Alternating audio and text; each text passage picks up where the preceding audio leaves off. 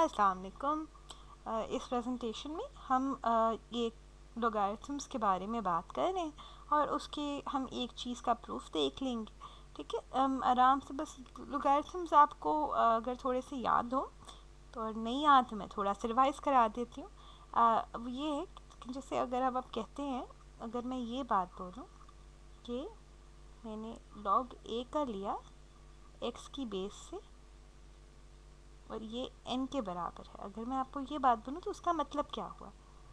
कि इसका मतलब हुआ,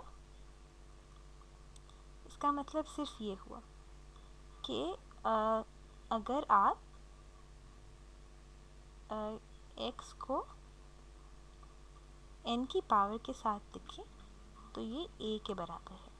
ठीक है, इसका सिर्फ मतलब ये हुआ कि इसमें ये जो चीज़ आपका इसका ये है कि लॉग जो आपको जवाब देता है, ये जो आपका जवाब आता है, ये जो चीज़ है, इसका जो जवाब आता है जो कि आपका ये n है, ये दरअसल जो है इसकी एक एक्सपोनेंट होता है, x का एक्सपोनेंट होता है। जो आपकी जो बेस है, बुनियाद है, उसका एक्सपोनेंट, या जैसे कुव्वत नुमा या ताकत नुमा उर्दू में कहते हैं, ये चीज़ होती है। बस इसका सिर्फ ये जो चीज़ है ना, ये इसको लिखने का एक तरीका है। ये चीज़ें ये मैं बार बार इस वजह से आपको बता रही हूँ क्योंकि ये आपके लिए समझना बड़ा ज़रूरी है। ठीक है, कि ये पूरी ये जो बड़ी अजीब सी चीज़, मुझे शुरू में बहुत मुश्किल अजीब सा लगता था कि ये क्या लोग क्या बात हो गई। इसका सिर्फ मतलब ये, मतलब यहाँ तक कि इस हद तक कि आप इसको इस तरह लिख लें कि जो ये n है ना आपका, आप इसमें ये पूरी चीज़ उठा के लगा दें। ठीक है, आप ये n जो है आपका, लिटरली आपका ये जो n है ये है।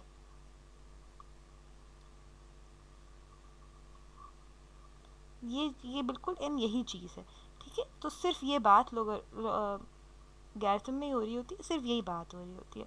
ठीक है, अब हम इसी तरह इसके साथ इसके बेसिक लॉज वगैरह आपको पता है, हम इसी तरह इसके साथ ज़रा खेलेंगे और इस तरह उसका इसके एक लॉ का सबूत कर देंगे। ठीक है, अच्छा, अब मुझे चाहिए 3 रंग खेलने के लिए। ठीक है, अच्छा, अब अगर मैं पहली चीज़ अगर मैं आपको कहूँ कि जी मैंने कहा कि एक मेरे पास x है और l की पावर के साथ है और ये है बराबर a के। ठीक है, तो ये किस तरह, इसका क्या मतलब होता है? जैसे हमने भी ऊपर देखा, इसका मतलब क्या हुआ? इसका मतलब ये हुआ कि अगर मैं इसको लॉग फॉर्म में ले आऊँ, ये इस तरह के उसमें ना, अगर मैं इसको लॉग फॉर्म में ले आऊँ तो किस तरह लिखेंगे? लॉग में लॉग की बुनियाद क्या होगी? x होगा ना, जो इसकी बुनियाद होती है, वो लॉग की बेस भी वही होगी, तो ये x हो जाएगा।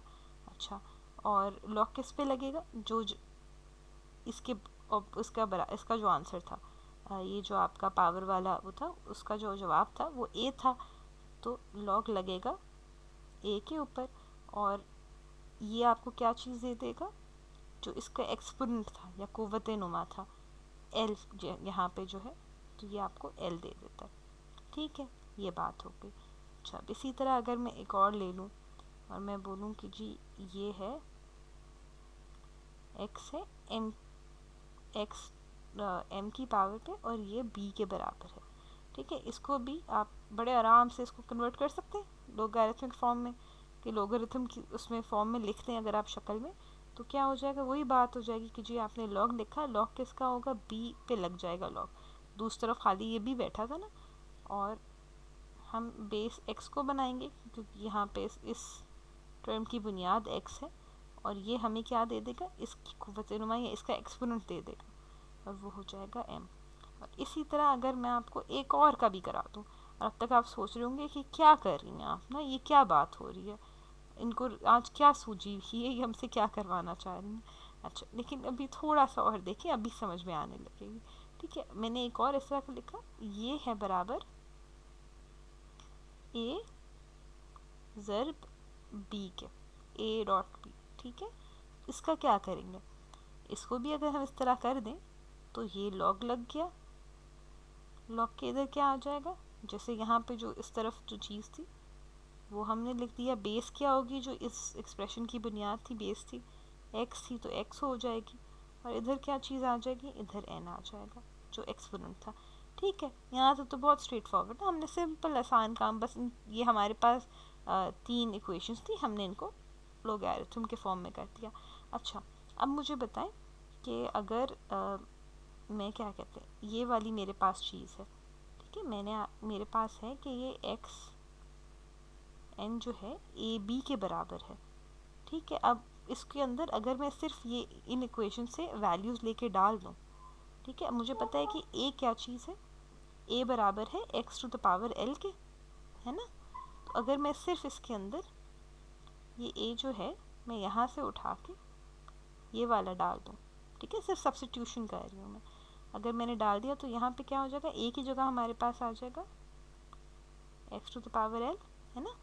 और यही काम अगर मैं बी के साथ करूँ कि मैं बी को भी अपनी इक्वेशन में से उठा के यहाँ उसको ये चीज़ बी के लिए सब्स्टिट्यूट कर दूँ, तो यहाँ पे मेरे पास क्या आ जाएगा, ये ज़र्ब ले लेगा x to the power m से, ठीक है। आसान चीज़, मैंने भी कोई मुश्किल काम तो नहीं किया ना, सिर्फ इसके अंदर ये मेरे पास इक्वेशन थी, मैंने इसमें दूसरी इक्वेशन से ए की वैल्यू सब्स्टिट्यूट कर दी और बी की वैल्यू सब्स्टिट्यूट कर दी, ठीक है। अच्छा, अब मेरे पास ये आ गया, अब इसका क्या हाल आएगा। अब ये चीज़ हमने पढ़ी है कि जब ये दोनों बेसिस सेम है, बुनियाद है ना, ये दोनों बराबर हैं, तो इनके एक्सपोनेंट्स के साथ क्या करते हैं, ये तो एक्सपोनेंट रूल्स में होता है ना कि इन दोनों को जमा कर देते हैं, ठीक है। तो हमारे पास अब क्या जवाब आ जाएगा, इधर आ जाएगा x आ गया, ये हो गया x to the power n, और इधर हो गया x, और ये बराबर इसकी पावर्स जमा हो जाएंगे, ये l था, l आ गया, और यहाँ पे इसमें m जमा हो गया, ठीक है, l प्लस m हो गया। अच्छा, अब क्योंकि ये दोनों बेसें दोनों बराबर हैं, तो और ये एक दूसरे के बराबर हैं, तो ये एक्सपोनेंट्स भी एक दूसरे के बराबर होने चाहिए ना, तभी तो इक्वेशन बनेगी। ये इक्वेशन का मतलब ये के बराबर है, ठीक है। तो अब हम इनको इस तरह अगर खोल के लिख लें, तो इसका मतलब ये हुआ एक बेसिस हम हटा दें और खाली एक्सपोनेंट्स लिख दें कि ये बराबर होने चाहिए। इसका मतलब ये होगा कि एन जी जो है वो बराबर है एल जमा एम के, ठीक है। ये बात हो गई, अभी तक आसान कुछ नहीं किया हमने, कोई ऐसी मुश्किल बात नहीं हुई।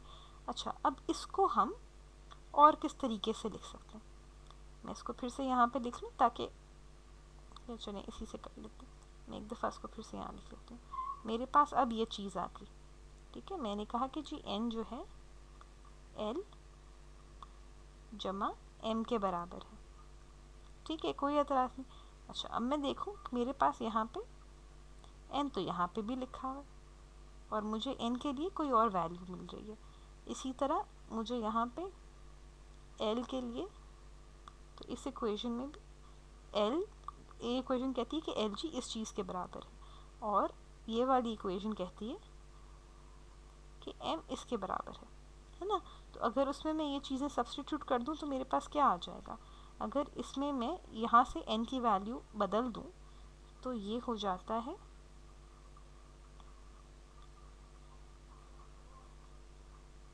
log of a b to the base x, है ना, x की बेस में, और ये क्या हो जाता है, l क्या बन जाता है, l बन जाता है log of a base x में, ठीक है। और m क्या बन जाता है, m बन जाता है log of b base x में, ठीक है। और इस तरह हमारे पास ये जो है लॉ आ जाता है। ये लॉ देखा है कहीं पे आपने इसके अंदर ना, ये लॉ उसमें कहते हैं, तो ये लॉ हमारे पास आ जाता है, ठीक है। और इस तरह हमने इसे साबित कर दिया। एक दफ़ा अगर मैं जल्दी से आपको फिर बता दूं कि हमने किस तरह किया, हमने सिर्फ ये किया कि हमने ये a और b, हमने ये 3 इक्वेशंस देखी, और ये वाली a के बराबर थी, x ये b के बराबर थी, और ये a और b, a ज़र्ब b के बराबर थी। हमने इन तीनों को इनके लॉगरिथमिक फॉर्म में लिखा। फिर हमने कहा कि जी चूँकि ये a और b हमने और जगह भी देखे हुए, तो हम इनकी वैल्यूज़ तब्दील करते हैं और इन सबको x के फॉर्म में ले आते हैं, x की शक्ल में ले आते हैं कि x किसी पावर से किसी दर्जे के साथ x मौजूद हो। हमने ये किया, जब इस तरह दोनों x के फॉर्म में आ गए तो हमने कहा कि जी दोनों क्योंकि x हैं तो इनकी जो दर्जे हैं, इनकी पावर्स हैं वो जमा हो जाती हैं जब ये आपस में मल्टीप्लाई हो रहे होते हैं, तो आपने ये कर दिया तो ये जमा हो गया। फिर हमने कहा कि जी जब x भी दोनों x ही हैं और ये चीज़ इस चीज़ के बराबर है, तो उसका मतलब है कि इनके जो ये एक्सपोनेंट्स हैं या इनकी क़ुव्वत नुमा है ये भी बराबर होनी चाहिए। तो उससे हम यहाँ पे आ जाते हैं कि हमने कहा जब ये भी बराबर होनी चाहिए तो इसका मतलब है कि n जो तादाद है वो l जमा m के बराबर है। ये चीज़ आ गई, हमने इसको लिया। फिर हमने कहा कि जी हमारे पास ये इक्वेशंस बताती हैं कि n जी है इसके बराबर है और m इसके बराबर है, हम क्यों ना इसको इस तरह से लिख लें। और जब हमने इसके अंदर ये चीज़ें लगाई, उनकी सिर्फ वैल्यू बदल दी इक्वेशन से देख के, ठीक है, कोई और नई चीज़ डाली, कुछ नहीं किया, तो हमारे पास ये यहाँ ये इक्वेशन आ गई जो कि हम एज ए लॉ लोगारिथम्स के अंदर इस्तेमाल करते हैं। चलो।